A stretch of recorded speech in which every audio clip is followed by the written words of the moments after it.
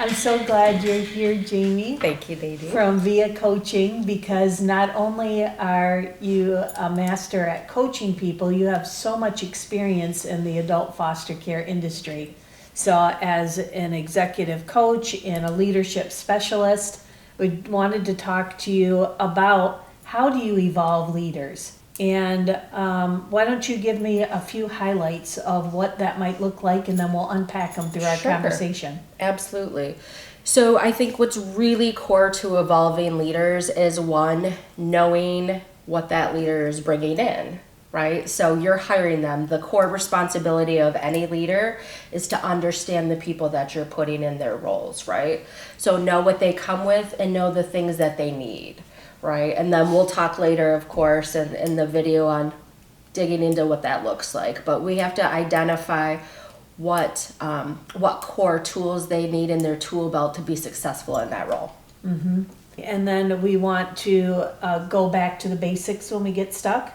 Yes, and so by going back to the basics, that removes this fear driver, right? Because fear creeps in quite a bit, and that causes anxiety. And when anxiety runs rampant, sometimes we don't make the best decisions, right? We're not making good, educated decisions with all the pieces. And so by going back to the basics, you don't have to reinvent the wheel. So then and right there, you're organically starting to feel more safe because you have that structure. So once that structure's there, that foundation, you just have to build upon it. And we can just, discover that a little bit more in this video. Yeah. But going back to the basics is core to help eliminate some of that fear. Excellent.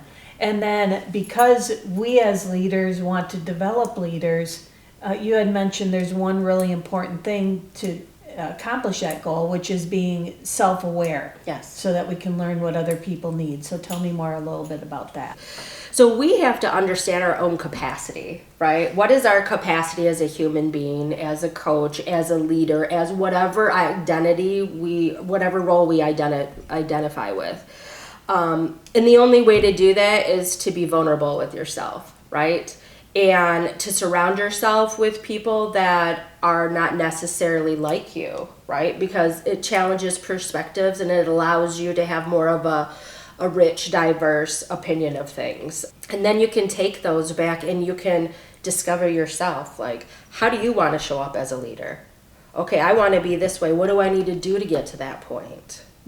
And so you have this beautiful opportunity to get to know yourself and to learn yourself and grow within that role yourself. Exactly. And then create new leaders underneath you. Absolutely. Because you can only give what you have. And when you don't have, you need to go find it. You need to find it to keep refilling. I always think of the analogy, I'm a bucket. Sometimes my bucket's really full, and then I feel like I can give even more, and sometimes my bucket's low. And when my bucket's low, it's my responsibility to figure out how to fill that so that I can continue going on filling others. Excellent. Well, I can't wait to unpack it with you. Me too. I'm excited.